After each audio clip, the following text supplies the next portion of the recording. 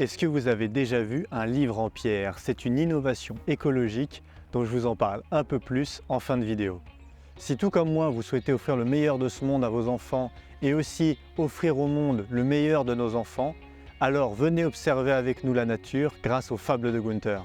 Dans cette vidéo, nous allons découvrir en moins de 5 minutes ce que sont les fables de Gunther et ce qu'elles peuvent apporter à vos enfants et à vos petits-enfants. Les fables de Gunther, c'est une collection de 365 histoires, inspirées de la nature. Toutes les fables sont bilingues, anglais-français. L'auteur, Gunther Pauli, est un économiste, pédagogue et pionnier dans l'entrepreneuriat dans l'économie régénérative. Il a créé un concept qui s'appelle l'économie bleue. Sa philosophie, la nature ne produit aucun déchet. Inspirons-nous de la nature. C'est en voulant raconter à ses 6 enfants les fantastiques découvertes qui l'ont souvent amené en dehors de la maison qu'il a débuté l'écriture des fables de Gunther. Depuis maintenant 15 ans, ces fables sont utilisées à travers le monde, par exemple en Chine, où elles sont utilisées dans plus de 800 000 écoles. Ces fables sont accessibles de 3 à 15 ans. La fable est évolutive. Au fur et à mesure où l'enfant grandit et acquiert des compétences, il revisitera la fable et pourra acquérir différentes approches. En bas âge, l'enfant va être inspiré par la fable, l'histoire de la nature, et va découvrir de nombreuses surprises. Puis, il va grandir et développer plus de compétences théoriques ou des compétences scientifiques. Et là, en plus d'être inspiré par la fable et de comprendre le fonctionnement, il va pouvoir apprendre à mettre en place les principes physiques ou biologiques qui vont lui permettre de passer à l'action. Il pourra ainsi faire naître en lui des vocations et devenir un entrepreneur du bien commun. Les fables de Gunther couvrent 7 grandes catégories. L'eau, la santé, l'énergie, l'habitat, le travail, l'alimentation et le dernier, c'est l'éducation et l'éthique. La structure pédagogique des fables est toujours la même et elle propose beaucoup d'avantages. Découvrons-la ensemble. Dans un premier temps, l'enfant découvre l'histoire, un dialogue entre 2 personnages joyeusement illustrés. L'histoire est inspirante, elle met en lumière un fonctionnement de la nature, une problématique ou une surprise. Par exemple, pourquoi le zèbre est noir et blanc?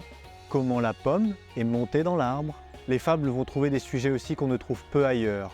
Par exemple, les rituels funéraires des éléphants et leur approche avec le deuil. Puis vient une rubrique « Le sais-tu » qui va apporter à l'enfant de la culture générale sur le sujet. Par exemple, dans la fable « Pêcher sans filet », on va voir qu'il n'y a pas d'arrêt de reproduction chez les femelles poissons. La grand-mère poisson va pondre beaucoup plus d'œufs que la jeune poisson. Dans nos traités de pêche, on annonce qu'on ne souhaite pêcher que des grands poissons. C'est une mauvaise compréhension de la biologie et c'est une erreur écologique. La fable propose d'autres alternatives bien plus pertinentes.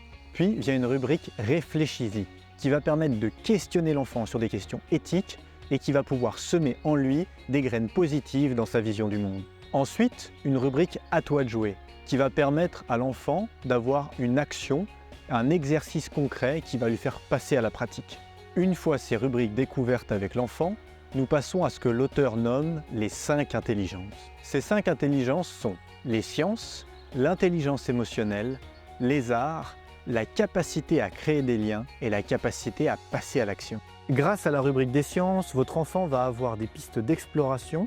Cette approche des sciences permet aux professeurs de différentes matières de pouvoir travailler avec les enfants sur une fable avec une approche pluridisciplinaire.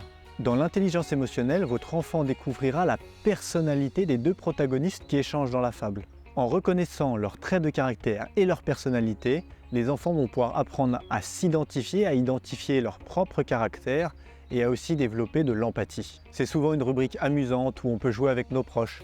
L'enfant va sûrement vous dire « Je suis enthousiaste comme le dauphin, tu es sage comme la baleine et peut-être qu'il sera provocateur comme le singe ». Enfin, chaque fable est inspirée par une femme ou un homme, scientifique, entrepreneur ou aventurier, qui contribue au sujet de la fable. Bien sûr, vous trouverez sur notre site internet des rubriques qui complètent chaque fable, qui documentent le travail des personnes qui en l'ont inspiré, avec des interviews, des vidéos, des exercices et beaucoup de documentation. Nous avons créé toute une communauté autour des fables de Gunther pour que les gens puissent agir ensemble et contribuer pour le bien commun. Mais je vous ai parlé en début de vidéo du papier-pierre. En effet, les fables de Gunther sont imprimées en papier-pierre. Grâce à une innovation écologique, c'est 80% de poussière de pierre fondue dans du PEHD et un peu de craie qui permet d'avoir un papier complètement étanche et indéchirable et qui ne coûte pas d'eau ni d'arbres à produire, ce qui permet de protéger nos réserves en eau douce, nos forêts et notre biodiversité. Chaque coffret de fables contient 5 fables plus un livret pédagogique. Et n'oubliez pas, il faut un battement de cœur pour pouvoir ouvrir le coffret. Si comme nous, vous souhaitez offrir à vos enfants le meilleur de ce monde et offrir au monde le meilleur de vos enfants, alors venez avec nous observer la nature et découvrir les fables de Gunther.